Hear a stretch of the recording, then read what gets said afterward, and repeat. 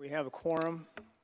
Good evening. I would like to call the Wednesday, January 15th, 2025 meeting of the, there she is, Bay City Planning Commission to order. Please rise for Pledge of Allegiance.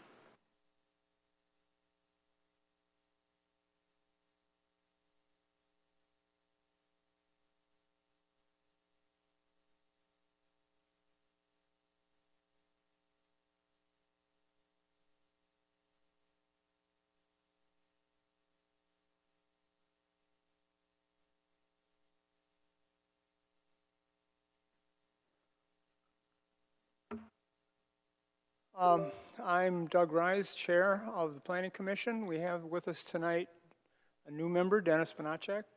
Welcome, Dennis. Ashley Meyer, Sheila Turbot, Michael Burns, Terry Multane, and Lisa Griffith of staff. And we will move right into approval of the minutes.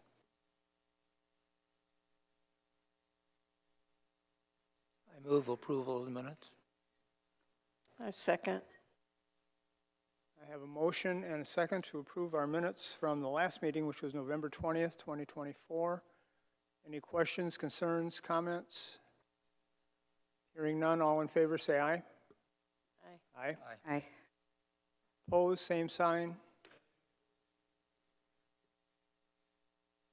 We have one abstention. Motion passes.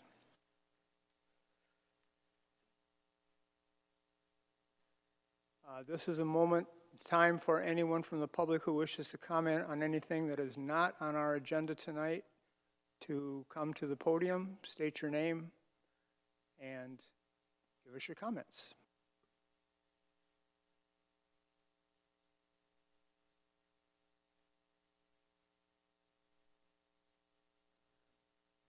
Having no one step forward, we will move into our regular order of business. First case tonight is case SU 25-01 for 1210 North Water Street, requesting a special use. This will require a public hearing. Terry, do we do staff comments first, or do we open the public hearing first? Do I have a motion to open public hearing on SU 25-01? So moved. Second. I have a motion and support. All those in favor say aye. Aye. Aye. Opposed, same sign. Motion passes. Terry, would you like to give us background on this case? Yes, this is the three-story building that was approved at the Planning Commission on September 18th. And that was a site plan because it was a permitted use in the district. So the Planning Commission reviewed the site plan and approved it. And then since that time, the owner wishes to add a fourth story. The fourth story is only on one corner of the building, but that did create a special use through the zoning ordinance. So that was the purpose of the special meeting tonight. And then the drawings and the plans show how that floor space would be used. And it's, again, not adding a full fourth story to the entire building, but only that one corner that's represented on the drawing. So what I did do on the staff report is just make the comment that it met the requirements related to any of the site plan because physically nothing was changing from what was approved on the site plan, just the fact that adding that fourth story required the public hearing.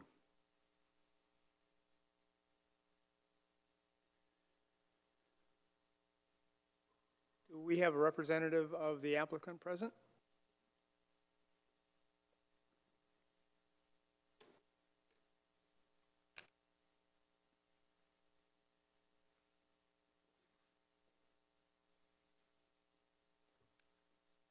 Would you sign in, please, and State your name for the record. My name is Chris Miller. I'm with Core Architects and Engineers.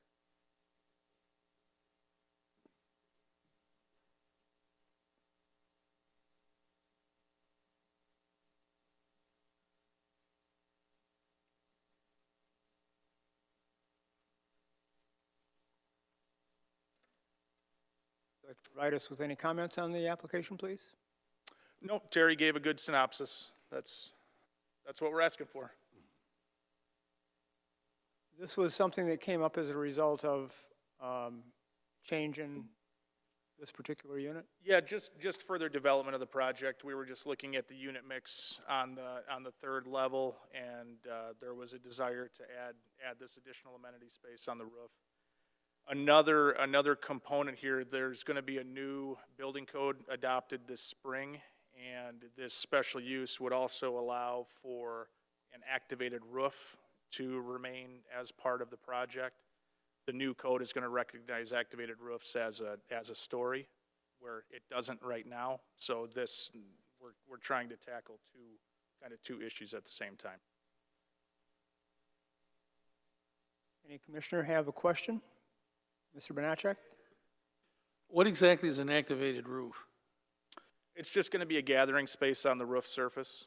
So just for people to go up, and there's going to be probably some Adirondack chairs or something like that people can go up and just enjoy the rooftop and outside. I didn't see any access from this fourth story. How are people going to get up to that roof? There are actually three means of access. There's the elevator shaft extends up above the roof surface to discharge people onto the roof, and then there are two stairwells that are going to extend up as well. Thank you. So is there access from that, it looks like a 3-bedroom apartment? Because I was looking at the plans and I didn't see where the egress for that would. Yeah, there's going to be an internal vertical circulation in that unit to get up to that level. Those details aren't totally fleshed out yet.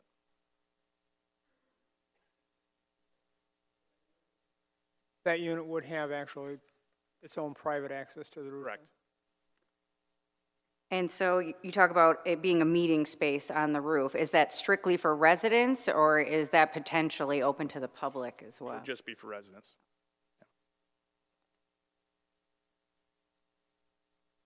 Is it for just that one apartment?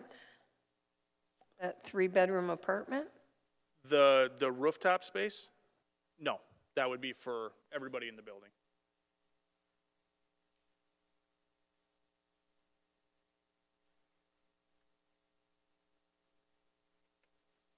Any other questions from the commission? Thank you. Stay loose. We'll open this up now for any public comments on this particular application.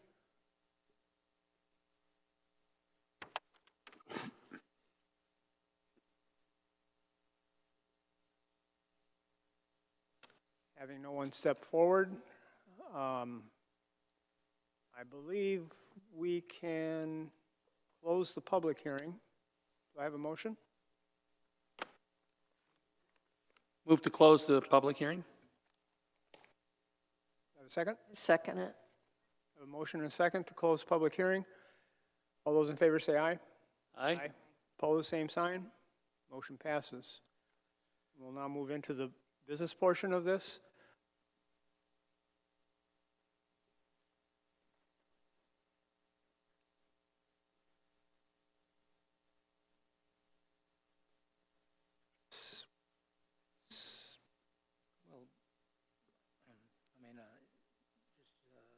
Looking at it from the overall scope of the project, SPR 2407, this is a very minor addition considering the overall scope of the project, and it doesn't appear that it's going to add any additional issues.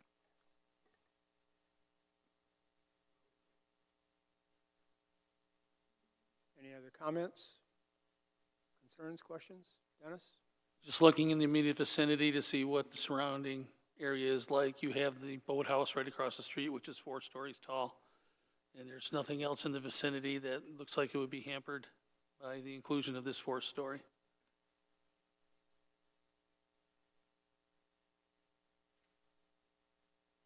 If there are no further comments or questions, I think we're in a position to accept a motion for approval. This will be a motion that will have to address all the standards as staff has noted in our staff report. I'd like to move to approve the project because the proposed special use will not impair public health, safety, or welfare, and the proposed special use is appropriate for its proposed location and is compatible with the character of the surrounding land uses and uses permitting in the zoning districts in which the property is located. All of the remaining items have been met as far as the regulations are concerned based on the previous hearing, so I would like to see this voted on. Support.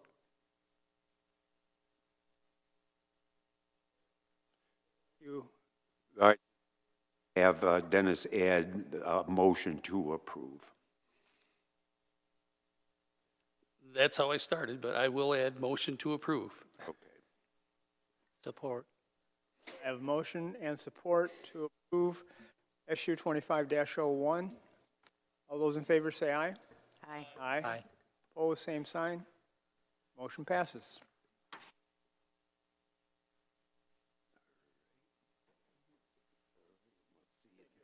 Yep. Thank you. Thank you.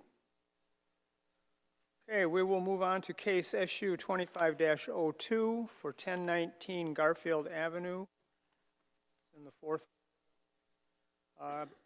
Applicant is seeking a special use approval for a residential dwelling on the ground floor of an existing structure, the zone commercial, and it's in a C2A general business district. I'll have I will, and I'm losing my words. I will entertain a motion to open a public hearing. Move to open the floor to public hearing on this issue. Second. I have motion and support to open the public hearing on SU 25-02. All those in favor say aye. Aye. Aye. Motion passes. Terry. All right, this would be for 1019 Garfield, the reuse of an existing commercial space, which would be converted to residential. That is a special use in the zoning ordinance for that zoning district. In the C3 central business, like the downtown, it's actually prohibited a ground floor residential replacing commercial, but that's only in the C3 zoning district. That provision is there. So here it is allowed to be converted from commercial to the residential. I guess the one thing that I'll add to the staff report is I misinterpreted the one drawing which was showing the parking lot to the south. Right now it's snow covered. I'm not really sure, so we might have to address that.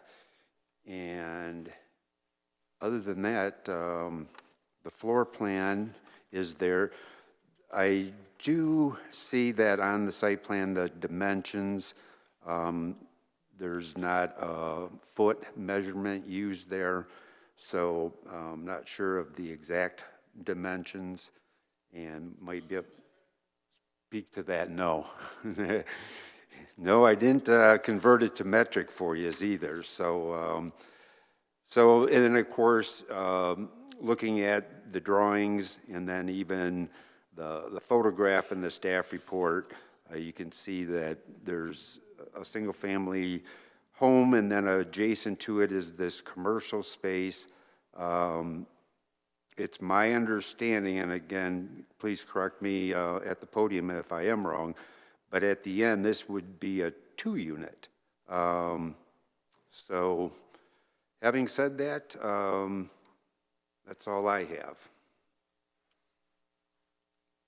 Do we have a representative of the applicant present?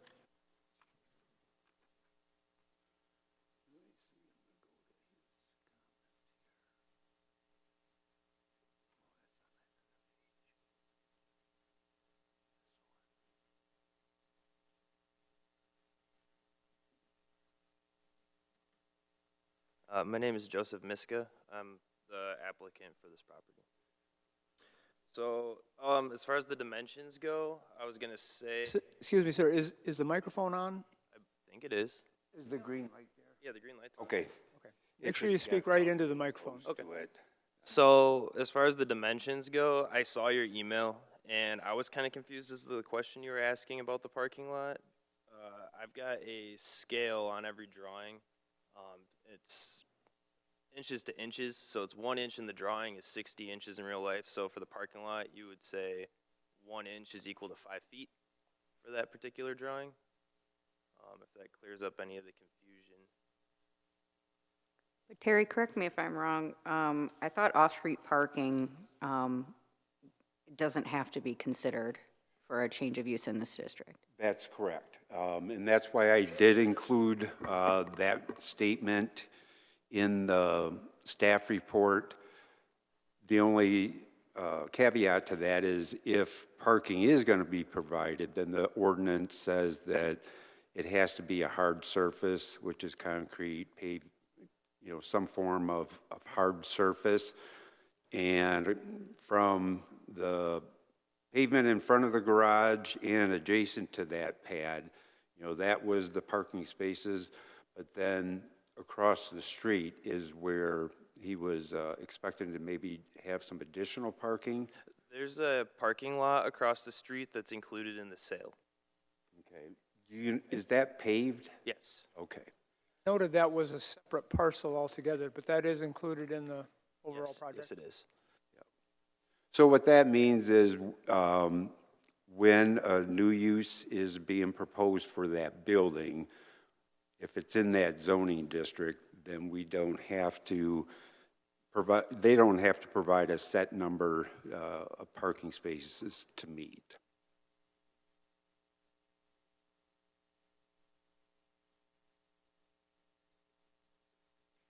And then I also, this is my first time doing this, but I was reading the new business, for what you have listed for ours, and I was under the assumption that I was asking for the special use as a multifamily for the entire residence.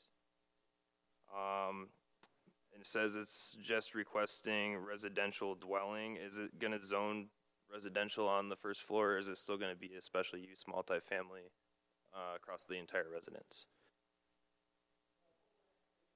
Considering is a special use for residential in the first floor of a commercial property. Now, Okay. I know you have a residence attached to the commercial portion, but the overall site is zoned commercial. So even though that's residential in its use, it's still zoned as part of the overall parcel. Okay, okay. And I believe you could go to the assessing office, because I had a situation just in the past week where this question came up where somebody took away the commercial office space and they wanted it to be 100% residential. In that particular case, it was already determined to have some of that residential character to it.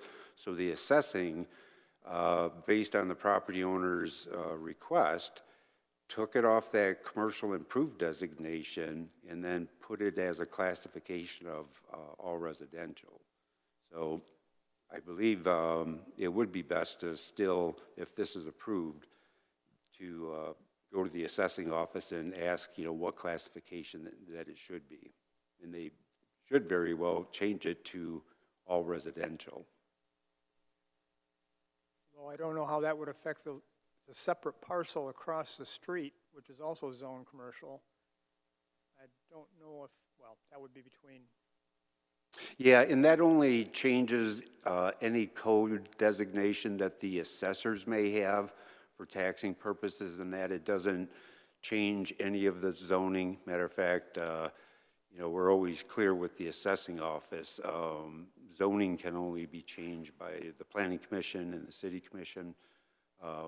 But their internal, assessing and what they tax it as, I guess that can be changed internally without any extra steps being taken.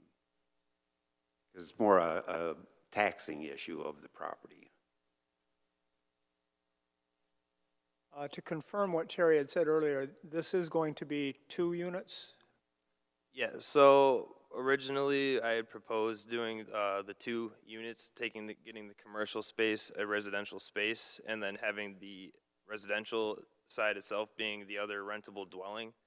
But now that we're kind of considering maybe doing a third, because there's an entire first floor and then there's the entire upstairs there. But right now, the current plan is 2. That's why we were looking for the multifamily zoning, in case we decided to go to get our drawings approved and have an architect come in, we could do the third possibly if we wanted to. Okay. So what this would be doing tonight is in the zoning ordinance, it states that it's a special use, which is that public hearing process. But that does not change the zoning at all. It's allowed to be residential once the planning commission approves, the special use, but that doesn't change the zoning. The zoning already accommodates these different uses. And I guess I'd have to go back and look at our public hearing notice and see exactly how it was advertised, the wording. Because, if it was multifamily versus the 2 unit, we could probably do that at tonight's meeting, but I have to go back and look to see how I advertised it. So if I advertised it as a 2 unit within the public notice, then yes, I will have to, just do the 2 unit tonight like he's requested. But I was also looking to see if he did want to do that 3rd unit, we could, possibly include that in tonight's discussion. So, would you like to have a discussion on the possibility of a 3rd unit, or would you like to just go forward with just the 2 unit? If it'd be possible to have the discussion in case I decide to go that route, I would already have it taken care of. That would be great.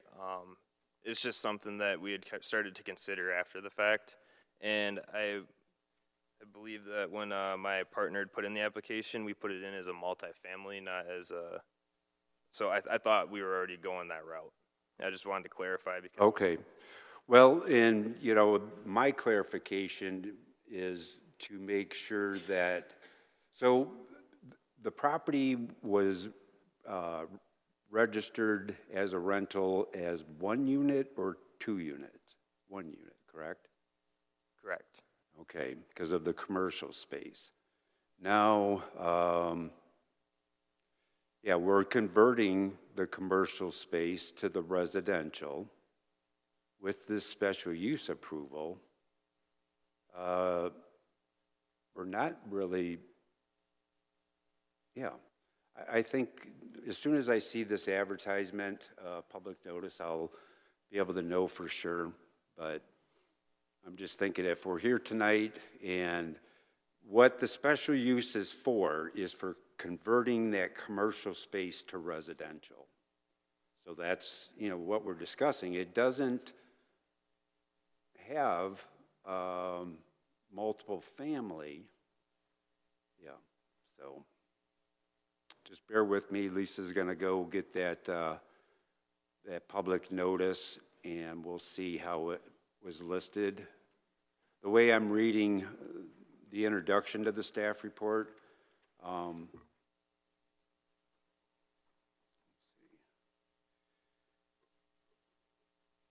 so it just states that requesting a special use approval for a residential dwelling unit on the ground floor of the existing structure.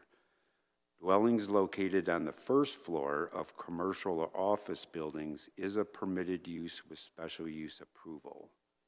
The property is zoned C2A. So I believe we could.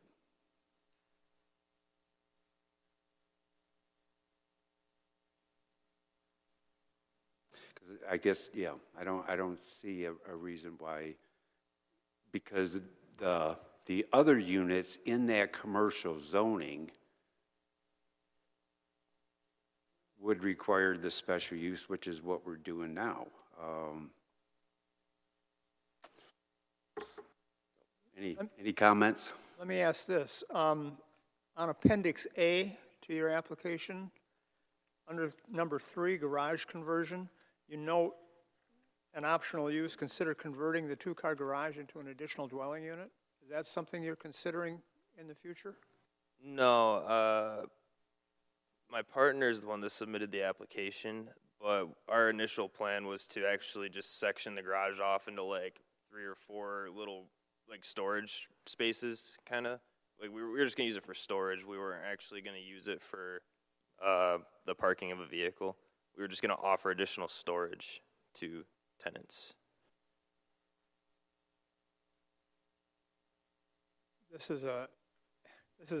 Terry and I had a conversation earlier today regarding should you convert this to multifamily or 2 units. The city will be providing you with 2 95-gallon trash bins, one for regular refuse and one for recycling, for each unit. So you'll have a minimum of 4, and if you make it 3, it'll be 6. You're going to have a lot of those barrels hanging around, and that garage might be an opportunity for you to be able to store those. Yeah, we had looked into that. We actually weren't aware that they were going to supply us more if we went this route. We were under the assumption we would just purchase more. That way there was ample disposal for the people, the tenants, but I didn't know the city would supply more. I think that if you have 3 registered units, they supply them per registered units, I think. I think that's the way it works. But right.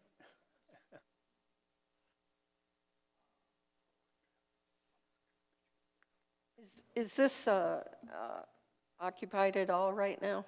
No.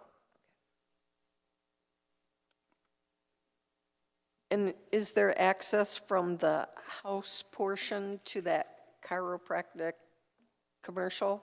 Yeah, so currently there is. We were going to do a full separation. There's a door in the front of the property, and there's a door in the rear of the property that connect the two. And we were going to partition it all. We were going to put a wall up. We were going to block those doors off. They were going to be 2 separate. Between from side to side, Yes. there is an opening? Yes. Okay.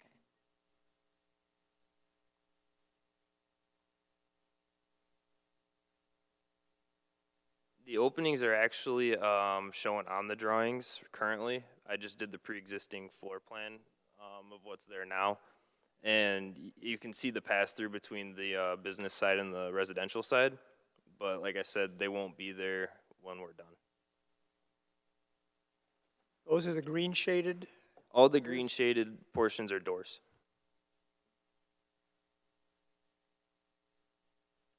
Existing. Yes. And then if you look on the first floor plan, there's going to be some walls that are highlighted in blue. Those are just suggested edits. That's like a rough idea of what we're going to do to the chiropractor's office to make it a habitable dwelling. We're going to remove some walls, and the blue walls are the suggested plans.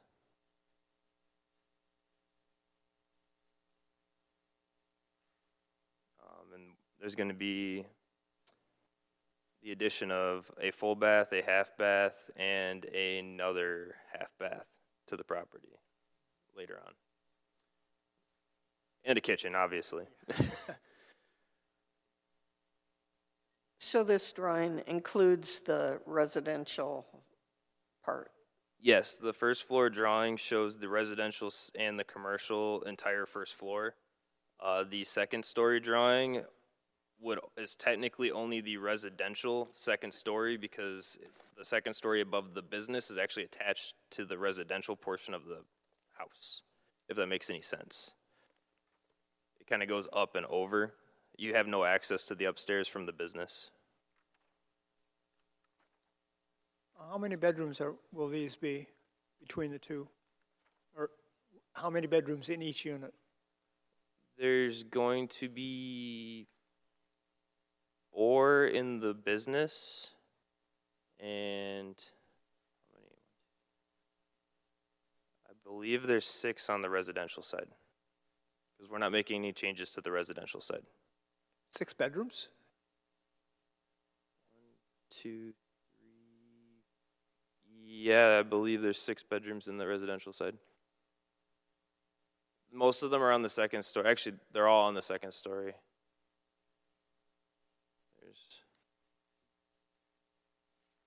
It might be 5. I think there's 6 though. I've only been in the property a few times. I'm trying to run through it in my head.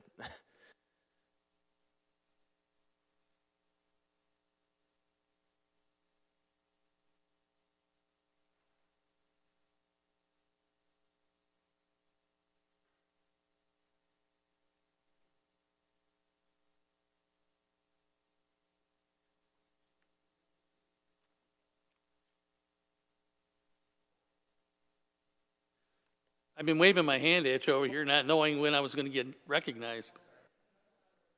Not a problem, thank you. I spent decades in that chiropractic office getting tortured by Mr. Chipman. So I'm familiar with the layout. How are you intending to separate that stairwell if you do residence up on the second floor of the office? So like I said, we hadn't fully committed to that yet, but we had talked about there's a stairwell in the residential side that you can't get to from the business. Okay. So we had talked about leaving the front door porch that goes into the house. Anyone could access that porch from the front. They'd have a shared front door. And then there would be 2 doors side by side, and we would bring a wall out to the front wall so that one door went straight to the staircase and the other door went into the first floor of the house. Makes sense. One of the things I caution you against is getting this rezoned because it's more valuable as a commercial property. If you ever go to resell it, somebody might want to repartition it for a business. So don't jump on top of that residential reclassification too quick unless it's only for tax purposes. The blue is proposed, but it's just fill in the blank right now. You're not doing it. Yeah, the blue is the proposed. Currently the structure is exactly how you remember it. And what are your intentions for the lot across the street? The parking lot, we were going to use that to supply, we were going to allow that for parking for the residents. That'll make a lot of people happy. That pretty much covers what I wanted to hear. Any other questions from commissioners? Is there anyone from the public who wishes to make comment on this proposed application? Would you step forward, please, and sign in, state your names?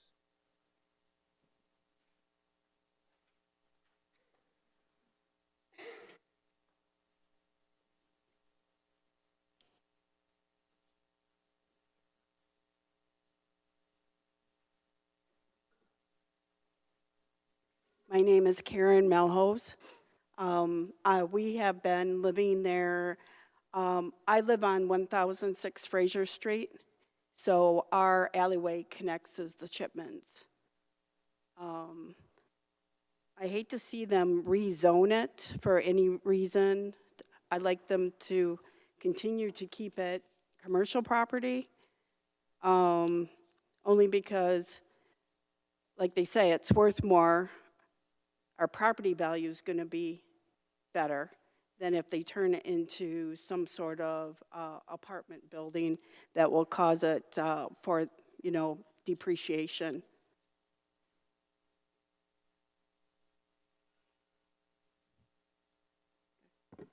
I second that just to keep the property value up like you were saying.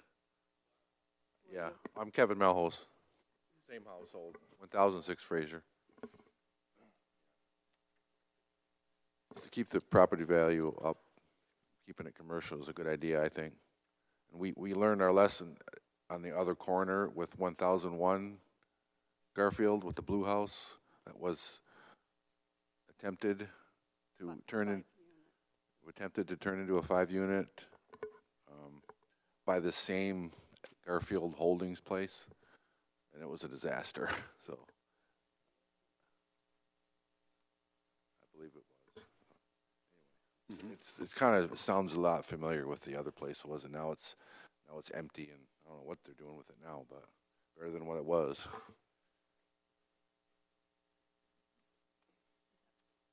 Commissioners have a question for the respondents? I have a question. Is that place sold, or is this contingency to being sold? If it gets turned into residential, then the sale is final, or is it already been sold to the? Our understanding at this point is the property is under a purchase agreement, but it hasn't been sold yet. Consistency on this decision tonight, or if it stays commercial, they're not going to buy it, or? Oh, I don't know. Right now, we're only looking at providing a special use for a commercial property. Anyone else from the public that wishes to speak? Please step forward, sign in, state your name for the record.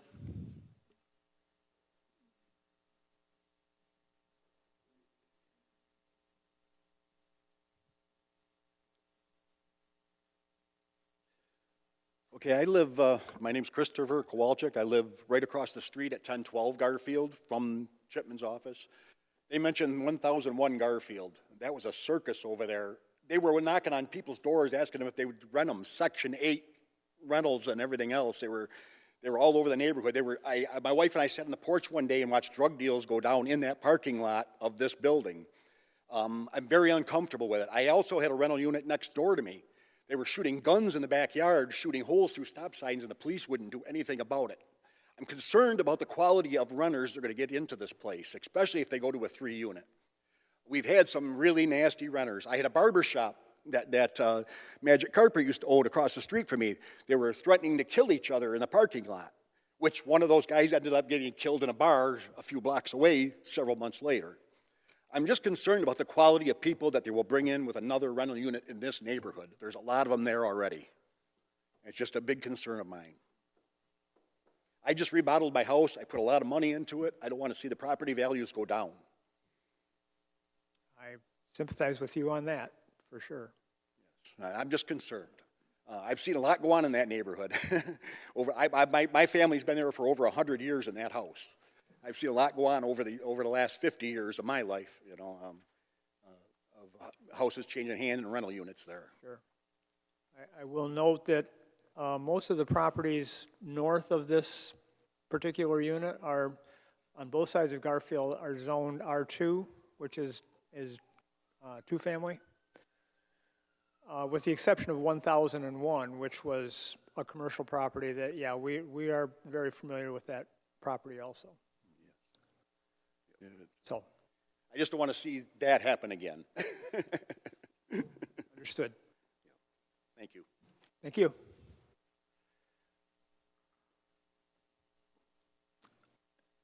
Any comments that the owner's representative wishes to make regarding any of the comments made by the public? I'd like to clarify, our Garfield Holdings is not the same that took possession of that other property they were talking about. We only chose that name because that's the street the house is on, no affiliation. And my partner does have a very extensive vetting process. Their background checks, the whole nine.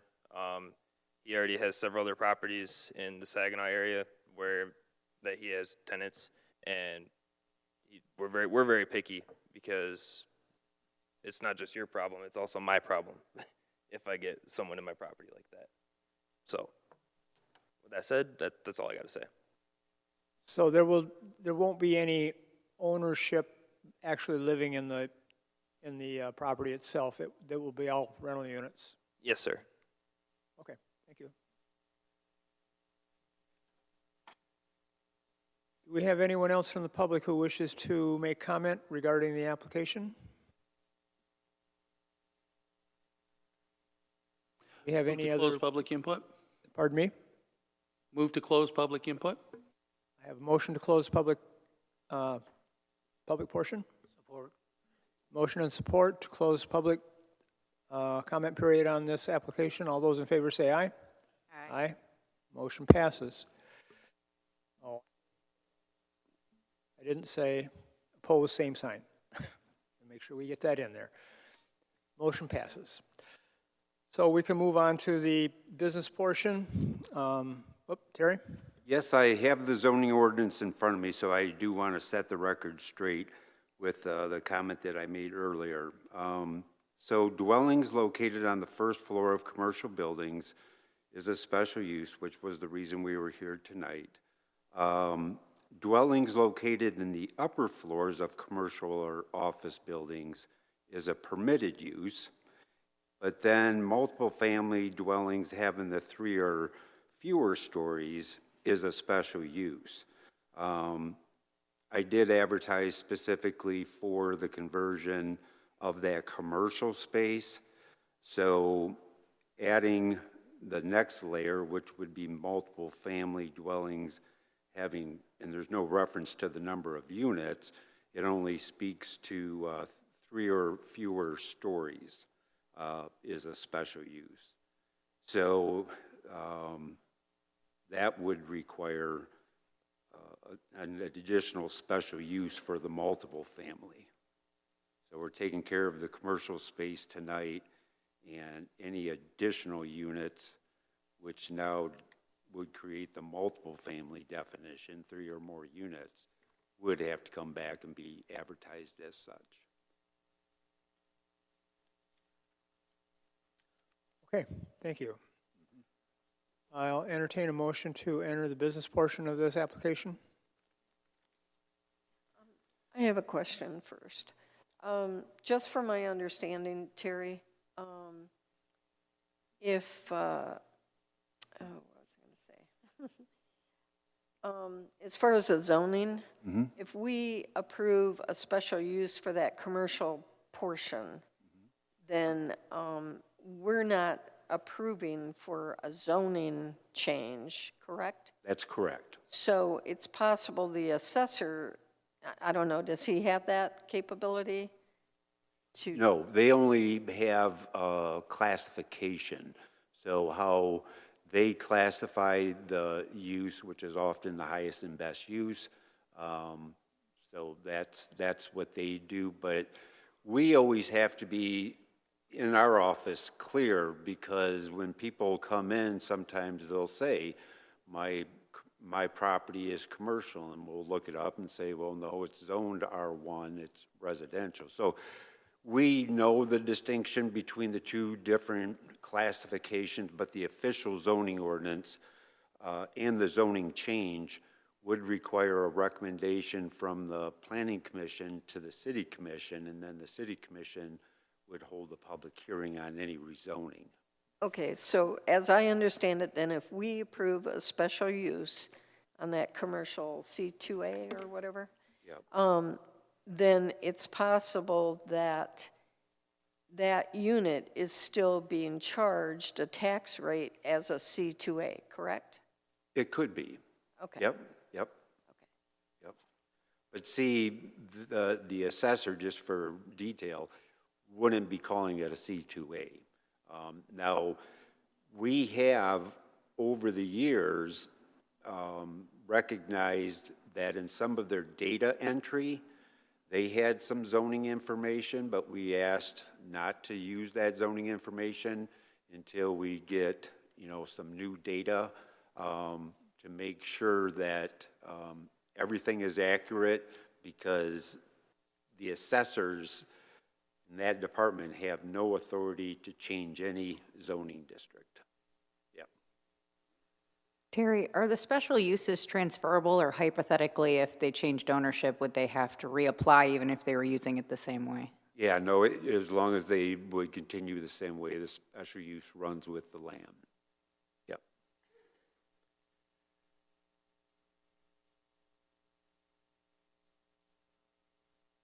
Any other questions for staff? And actually, So I do. it could be changed back to commercial with a new owner, right, if they wanted? It could, yes, easily, because the zoning district already allows a commercial use on the lower level. So it doesn't have in the zoning ordinance converting residential to commercial, but because of that C2A zoning, you know, it would allow it to be converted back. The main thing is, not to confuse things even more, but change of use is also a term that the building officials use, and anytime a change of use takes place, they have to determine what the new building code requirements may be for that change of use, because they have different codes that apply depending on that change of use. Real quick, an example is the case that we had for 102 Osabo. The special use was approved. The property owner had sent staff an email that said they weren't going to continue with the project, but we're still having to have them continue what they started with the building permit process, because it was a change of use going from a retail to the proposed use was a change of use. So if the applicant hasn't been in touch with the building department yet, then please do, because they're going to have their requirements and, you know, drawings of the interior and things like that would be going through the building department too. But they typically and always have an evaluation of the change of use. Terry, if they wanted to get the multifamily declaration on this parcel, how is that going to affect the commercial zoning? Again, it doesn't in any way, because the ordinance states that you can have multiple family, 3 or fewer units, with the special use approval. It's just by going to that definition of multiple family, it is multiple family is defined as 3 or more units. So by adding that third unit, it's called multiple family, and it does say the special use. The applicant is going to be charged for that hearing as well when it comes forward? If they decide to do that, correct. I would recommend, you know, a decision be made before a lot of the work go into the planning side or the building side of things. Yeah, because if you could do the additional third unit as part of the building plan review for the change of use or for the building permit, yeah, they would have to come back and we would have to go back through. From a historical standpoint, Terry, this building was constructed with the commercial on the one side and the residence on the other. Did the professional or the people that ran the business on the one side of the building actually live next door? That was always a residential unit. But it was attached to the commercial. Yep. So was there ever a special use on that? No. Before? No, I did not see a special use issued, no. There are so many neighborhood storefront buildings like that. This yeah. isn't unusual. Yeah. So We have probably 6 bars in the south end that are zoned R1 residential. So they are classified as legal nonconforming, and anything they do has to go to the Zoning Board of Appeals. Right. Okay, I'd like to make a motion to approve the special use concerning conversion of the first floor commercial space at this address. The proposed special use will not impair the public health, safety, or welfare. The proposed special use is appropriate for its proposed location and compatible with the character of the surrounding land uses and the uses permitted in the zoning district in which the surrounding property is located. The proposed special use complies with applicable zoning district regulations. No change is being made to the access drive. There is scheduled new residential landscaping. Walls and fences comply, signs comply, blue bins will be used, lighting does not appear to be an issue, access routes to the building are provided, and public utilities are provided. So, move that this be approved. I have a motion to approve the application. Doug, can I ask one more question? Just for some clarification, because I'm a bit confused. Is there new landscaping or is there not? There's not landscaping shown. Let me go to what he has here. Here, the statement is enhance landscaping to improve the curb appeal and create outdoor spaces for tenants. I did, like I said, I missed that vacant parcel as being included in this, I guess. So I didn't really address anything in the staff report regarding the landscaping because I was looking at just where the driveway is, where the garage is, that right there. Having said that, and you know, it is good that it's paved. The Planning Commission could require some screening, but I'm not exactly sure now. You know, that's a pretty large lot, so I'm not really sure the best approach to take for that. You know, it's existing, it is paved, so then it's a matter of, you know, what else would we do through a condition to enhance it if something was needed. This is one of those situations where, you know, we've got to somewhat work with what's there, but then also, you know, if there is an opportunity for some type of landscape treatment, that's always at the condition of the Planning Commission too. Do you know what, Article 18, do we have that somewhere? I mean, to know what those requirements are supposed to hypothetically be? Well, it would be in the site plan review. So in the section of the report that go through those different standards for the special use, one of them still would be that you have met these other conditions. You would be looking at 5-foot green belts up against the sidewalk, Right. 1 tree and 3 shrubs per every 30 foot of frontage. Right, yeah. Along, yeah, all the frontage. And see, this is where, as we get into this new zoning ordinance, staff has an ordinance that has always lacked how to treat existing sites.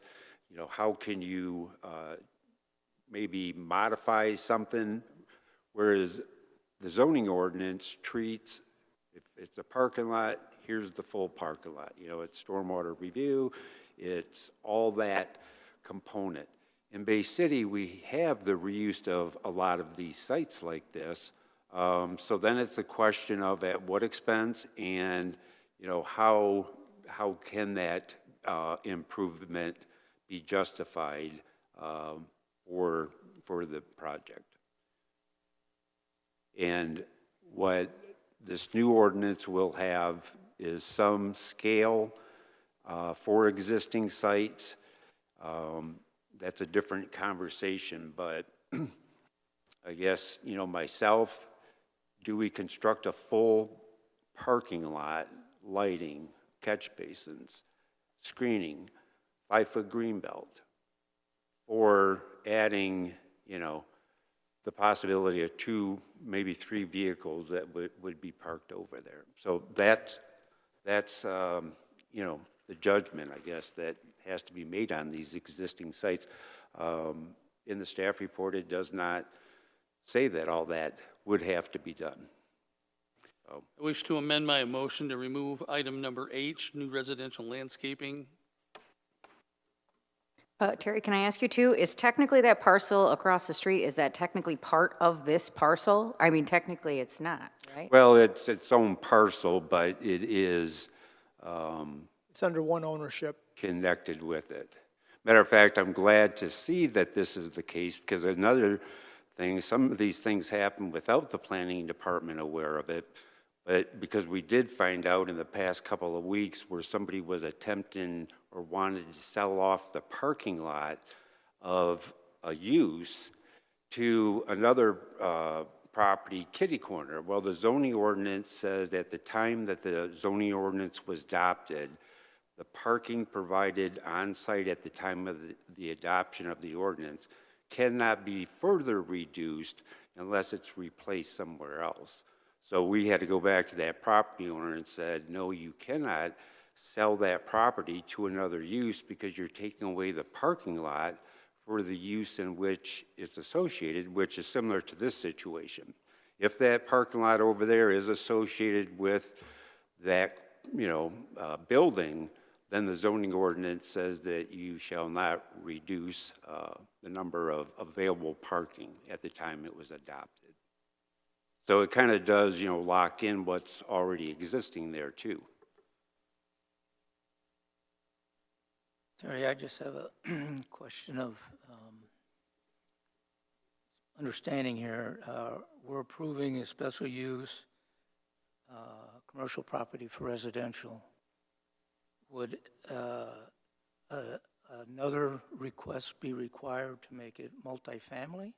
Or are we doing both right now? No, we'll have to stick to just converting the ground floor commercial space to the residential. Okay. Dennis, you said you would amend your, to say what? To remove the landscaping, because that landscaping would only apply to the parking lot across the street, not to the residents. Not to the property, not to the building itself. Correct. Okay, we have a motion for the approval of 1019 Garfield. Do we have a second? I second the motion. We have a second. Any other questions, comments? I actually did have one more question, sorry to be a nuisance, but is there any exterior lighting on the property at all right now? And I'm sorry to drag you back up here. On all the exterior doors? Currently, there is the exterior lighting on the property that was there from the original business on the outside of the building or over the front door, stuff like that. We intended to add exterior lighting, like motion sensor floodlights, and our security system to the property as well. The same security system we use in the other property.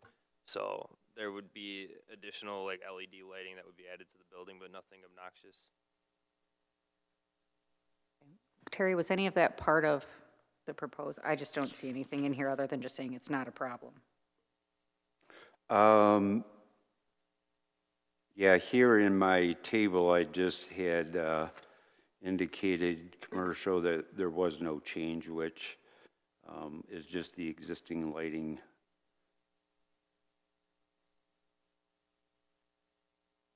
If I may, the location of that parking lot is right on the corner, so the street light pretty much illuminates it. Right. And the landscaping was also for the property itself as well. The updates to the landscaping that we wanted to make. There's kind of like a dilapidated deck in the yard, and it's kind of overgrown, and there's some landscaping around the parking lot we intended to do as well, but we were going to clean up around the house quite a bit. Now you made it interesting. Oh, what'd I do? So I'd like to strike my amendment and leave the landscaping in the motion.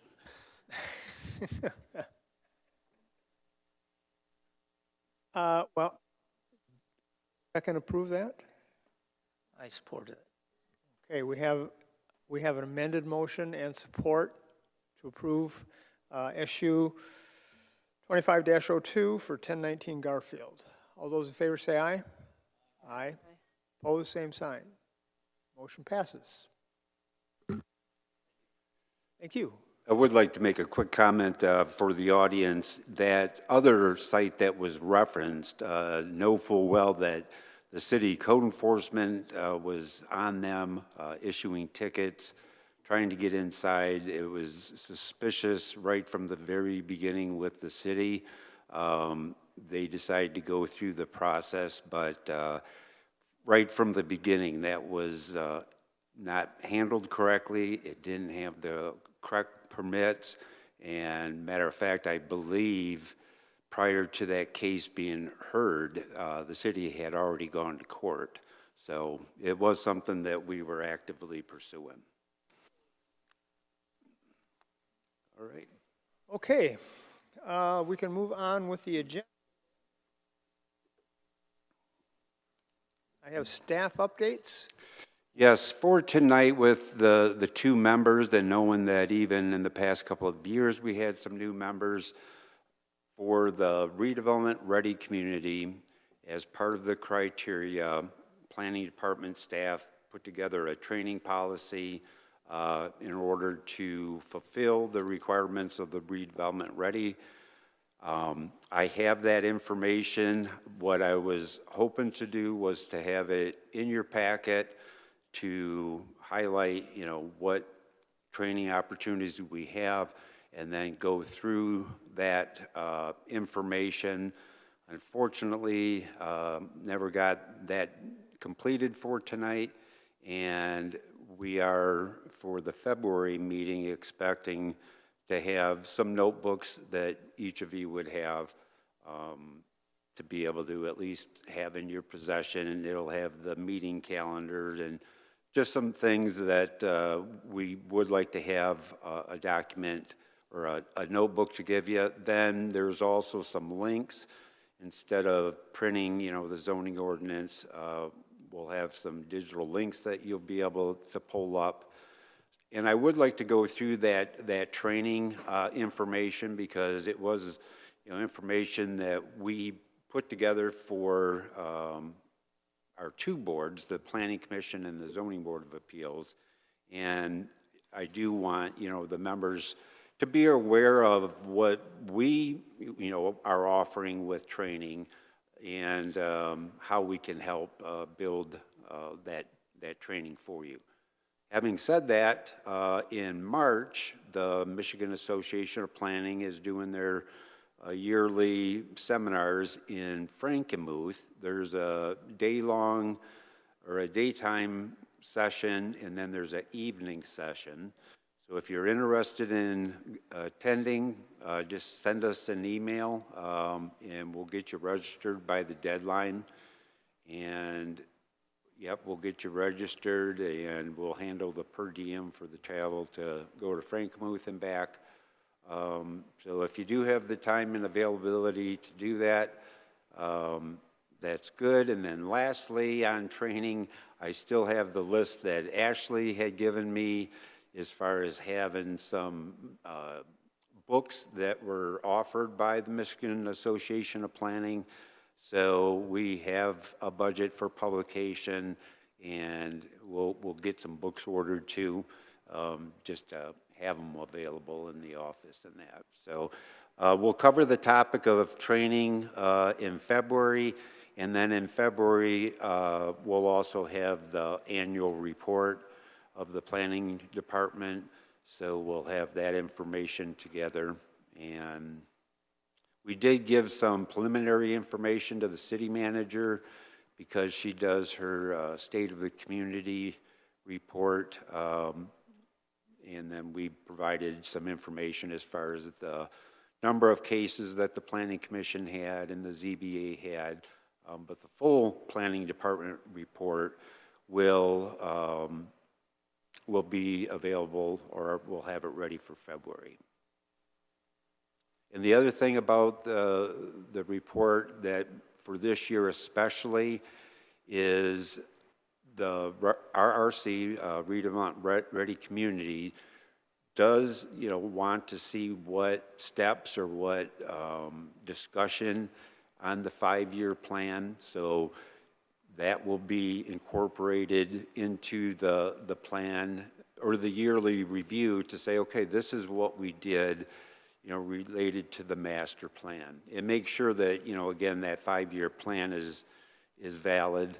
And the program requires us to document, how we're addressing some of those master plan issues. So that will be included as part of the report too. So that's all I have for this evening. Terry, a few questions. First is just checking back in with the new zoning ordinance and where in the process we are with that. And Yep, we did take a break here during the holiday, because what we do is we meet every Friday, but we haven't met the last couple, maybe even the third week. We would be meeting this Friday. Right now, all the focus is on the sign regulations. So when we meet, we've been going through however many sections we can get through, and we're just about done with the sign regulations. And then, as I had mentioned previously, the Planning Commission won't have to adopt those. But surely, the Planning Commission can, review them once we get that draft out. But officially, that sign regulation is in the City Code of Ordinance, not in the zoning ordinance. So there's a little bit of difference now with that, but surely signage comes up in site plan review. It comes up in our sign permit application procedures. So, it is something that the Planning Commission, I can provide that to them, but officially it'll be approved by the City Commission, then we'll get on the zoning ordinance. We do. In 2017, it was removed from the zoning ordinance, and then it was put in the City Code of Ordinance. So everything regarding sign regulation is in a different chapter. The Planning Department. Speak into the microphone, Dennis. Yeah. Sorry, I got comfortable. Yeah, the Planning Department does review all the different permits that come through. so if the Planning Commission, or the Planning Department, approves those, does the City Commission then approve that change to the city ordinance, or? Yeah, so when we move forward with the sign code, like I said, we can, have a presentation with the Planning Commission just to show them what it is, but there would be no actionable item on that agenda. It would just be a presentation, because the ordinance, being in its own chapter, is the same as, the sidewalk cafe ordinance and all these other ordinances that we have. It becomes one of those. One of the biggest chapters in the City Code of Ordinances is Chapter 122, which is zoning. So without it being in the zoning code, the Planning Commission isn't the approving authority. The City Commission would be, just like if we were to change the sidewalk cafe ordinance or any of those ordinances, it just goes right to the City Commission. Yeah. So you're saying it's an administrative approval with concurrence by the City Commission? Well, no, because they do a public hearing. Yep, they do a public hearing. The City Commission. The City Commission, yeah. The difference, though, is if the sign code was in the zoning ordinance, then it would be an amendment to the zoning ordinance, and then we would go through our public hearing, and then the Planning Commission would make a recommendation to the City Commission, and then they would hold a public hearing, but we're not operating under that zoning and then if it was a zoning chapter, we would have to make sure we do within the Planning Department the public notice, but here we wouldn't have to do that.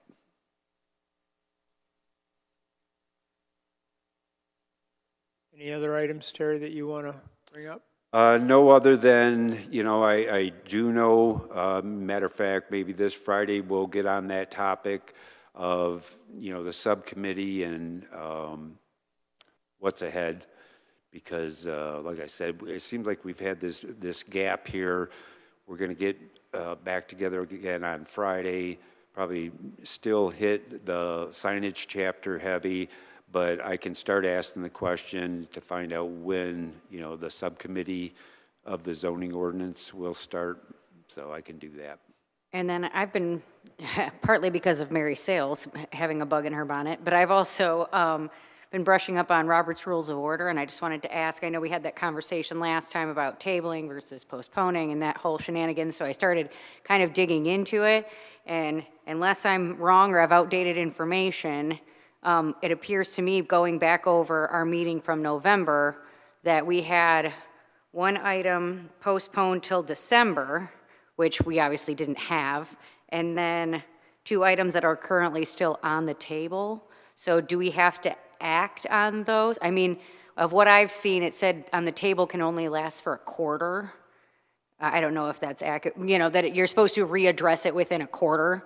And I don't know where that falls, if it was, it's like date to date, But anyway, but that it's supposed to be an item hypothetically on, then a meeting within a quarter. And then as far as the postponement, I think we have to make a motion to postpone again since we didn't have a December meeting and now it wasn't on our meeting now. Does that make sense? I was going to bring that up under items not on the agenda, so I'm glad that you brought it up already, Ashley. So we have Columbus and Broadway, Yes. both that are tabled. And then the item that was postponed was McGraw, Vacation of McGraw, right? Yes. Thank you, Ashley. So tabled items, they're on the table until we take them off the table, but the postponed items, I think as you said, we need to make a motion to postpone it again. Are they still pursuing that? I had spoke to Tori Jackson. I haven't, in the past couple of weeks, I drove by there. There's signs up on the window. The snow hasn't been plowed. I don't know if he's going to continue. I do need to speak with him, so I'll make another effort tomorrow to contact him. He was concerned about the cost of those improvements, and then got some relief. My director and myself met with the city engineer and got a little bit of some help on the side street concrete work. She would give them up to a year. The MDOT I didn't even have a discussion with MDOT because they are going to stick to, the concrete work that they're requiring. So, yeah, that's where that one is at. The McGraw Street, we've had meetings. Matter of fact, on Tuesday, just yesterday, we were over at Merson again, taking a look at their facility, and we've had 3 meetings on the McGraw Street right-of-way. The issue was going back to, from the beginning, some early dialogue should have taken place with Quality Bag. That wasn't my responsibility, but, it did affect it, the delay, because now the property owner adjacent had some concerns, and we had to work that out.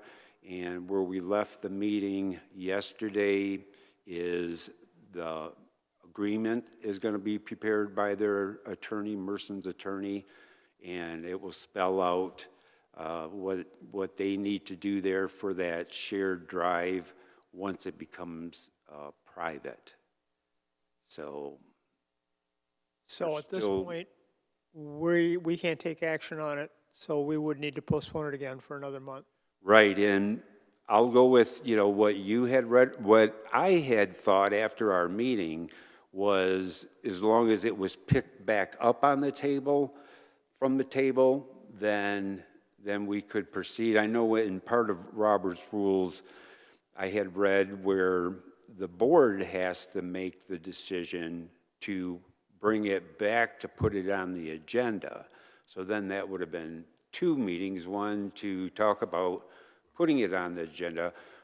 I thought the understanding was the wording that we used allowed us to indefinitely, I guess, postpone it or table it, and then bring it, skipping the part of putting it on the agenda, it would go right back to being on the agenda. And then at that meeting, one of the planning commission members would have to pick it up. Make a motion to take it off the table. Well, this, on the sheet that you gave us, it does say, items not removed from the table during the first meeting subsequent to their tabling would have to be renewed through the regular agenda setting process. Okay, yeah. So, Yeah. And the third situation, before we have you decide that, is the party store on the corner of Columbus and Madison.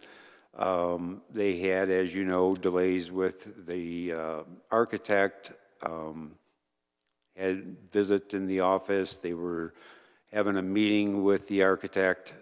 I had given them the 2 dates when the next submission deadline would be, which would either be this Friday for the February meeting, and then whatever deadline I gave them.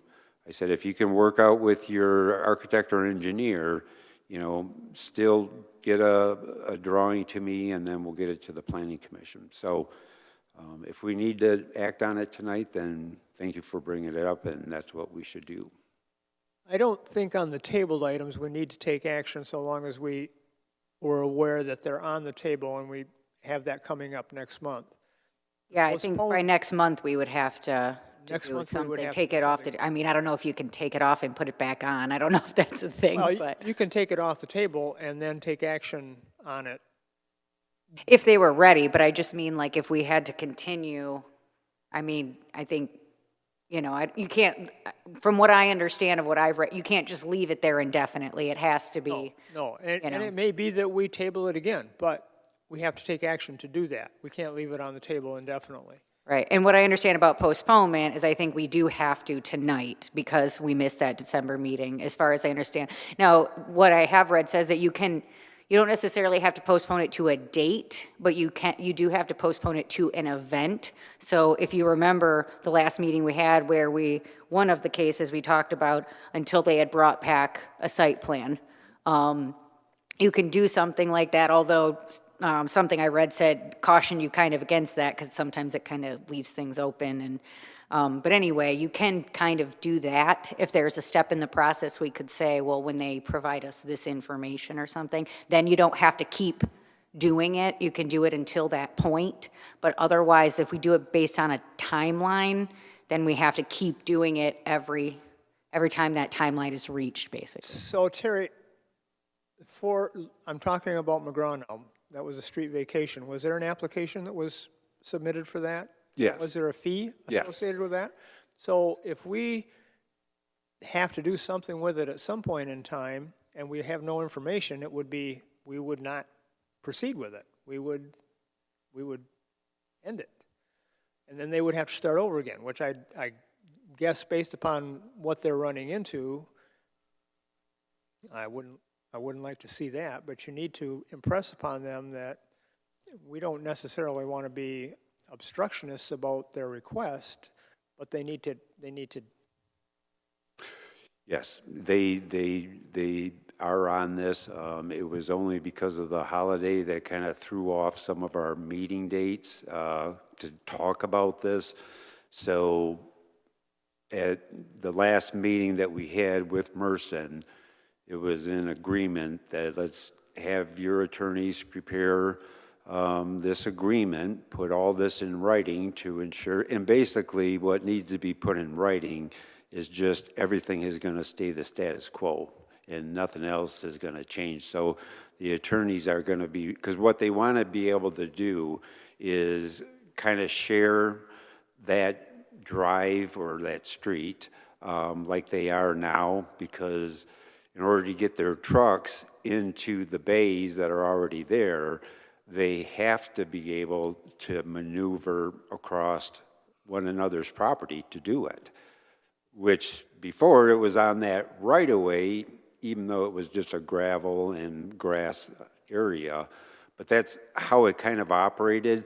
So the Quality Bag just wants reassurance that, you know, that is going to stay status quo once they do vacate it and that becomes private. He wanted to make sure that, you know, a fence wasn't going to be put up, because if it goes private once it's vacated and one of them decides to put up a fence, then it impacts both properties' ability to use what was always there. So as long as they put all this in agreement, then, you know, the Planning Commission can act on the vacation. Well, and technicality is that if we vacate the right-of-way, it is split between the adjacent property owners. Correct. So if they're going to have some kind of a side agreement on what happens with it after we recommend the vacation, that's up to them. Correct. But we still have to make that recommendation to City Commission. Correct. Yep. But they would like to have this in order before it goes to the City Commission. So Okay. they'll get these, right now what is going to happen is I had to leave the office today, but tomorrow I'll be back in. I have some sample easements or agreements that I'll just kind of share with them, say, this is the type of agreement that your attorney needs to do, because they're not familiar with it either. They were like, okay, what do they need and how should we do this? And then I told them and said that it's a private agreement that will be recorded on each of the properties. The city won't record it, but, you know, it's just good to have these agreements recorded at the County Register of Deeds, because if in the future somebody sells the property and does a title search, that would show up in the title search, any of these recorded agreements. So it would apply. And typically where we see this is, say there's two residents and they're sharing the driveway. Many of them don't have agreements. It just sometimes turns into arguments. But the ones that did have agreements recorded from however many years ago, you know, it states that they have shared access, you know, that shall not be blocked, and, you know, all these other things that are included in that agreement, which are recorded for the properties. And that's what they need to get to, or they want to get to before even the Planning Commission. They want that agreement. This way, the gentleman, the owner of Quality Bag, has assurances that when the city does vacate it, that agreement does apply to them as two private properties. Do you have a So- feeling, Terry, that this is possible to be done by next meeting?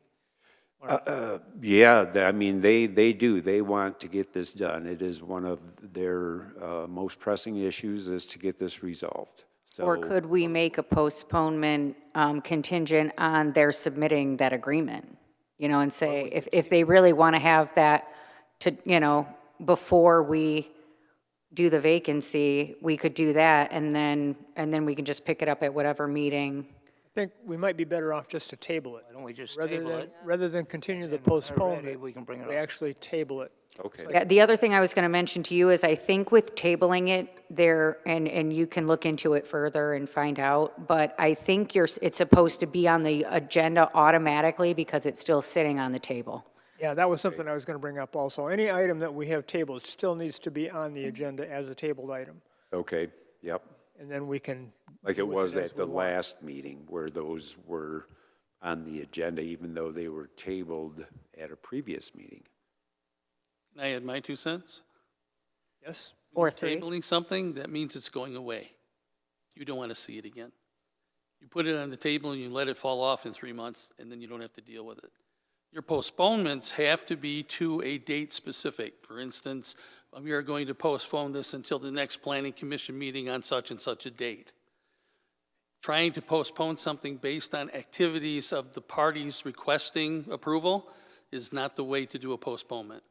No, Well, because that takes it technically, out in of our- practice, that might be true, but from what I've read in Robert's Rules of Order, you can do it that way. I mean, I'm not necessarily saying it's a wise choice, but, in practice, but hypothetically, according to what I read, it's allowed. Well, it gives you the opportunity to keep pushing it as situations behind the scenes come to fruition. So it's a pain in the butt on our part, but it's the easiest way to make sure that something doesn't get lost. Well, and that would be the purpose of having any tabled item showing on the agenda. And any future, even if we took no action on a tabled item, if nobody votes or makes a motion to take it off the table, it stays on the table. But it stays on the agenda then too, so that we always have that placeholder, that we know that item is there and we need to do something with it. Right. Or somebody needs to do something so we can take action on it and get it gone. And it would be helpful to have listed on the agenda the date in which it was tabled, so that we can make sure that meeting to meeting, because it is every 3 months, well, that was the, so-and-so a meeting, so we better pick it back up and, on time. Now, and I was going to bring this up, especially for our new members, although Dennis, I think, was aware of what was happening because he was at our last meeting, but Ms. Anderson was not, and they're going to need a little background on that at some point in time. Well, I know we have talked to Debbie Kiesel because Tony had heard through the HDC, have some type of training for motions and the boards. Then we had talked about having the current city clerk provide that training, and I haven't seen anything set up on that. So we need to get that scheduled for this year.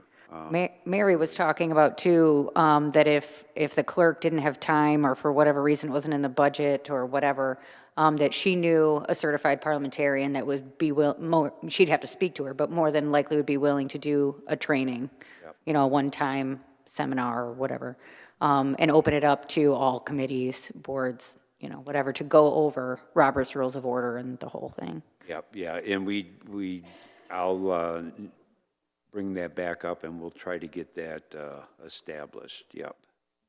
And that's why I started trying to dig into it, but I've got the Robert's Rule of Order book and started watching YouTube videos thinking, well, maybe that'll help, sum it up a little quicker, and it's harder than it looks. So a training would be kind of nice. Yeah, yep, it would be. And yeah, the other lady that Mary's probably referring to, and some of you may know her from the past, Connie DeFord, the past city clerk. She had did trainings in the past after she had left her duties at City Hall.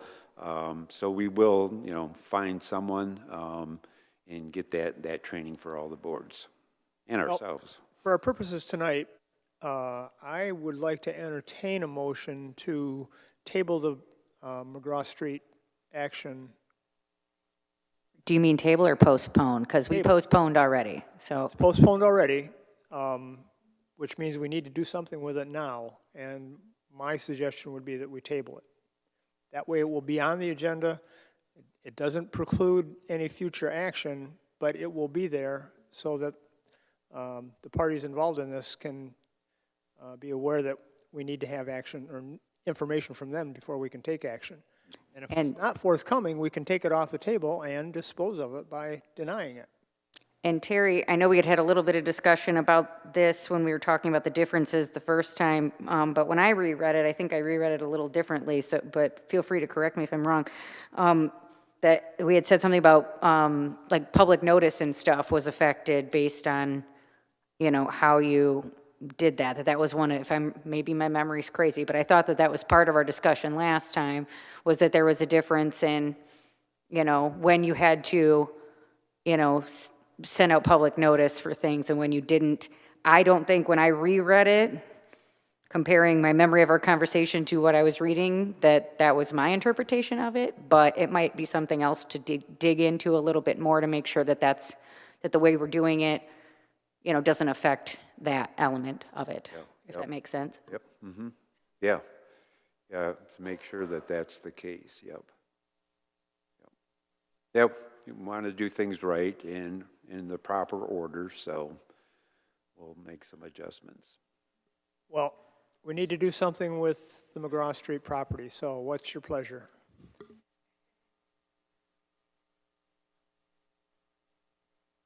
I move that this property, McLaughlin before us, be tabled. I second it.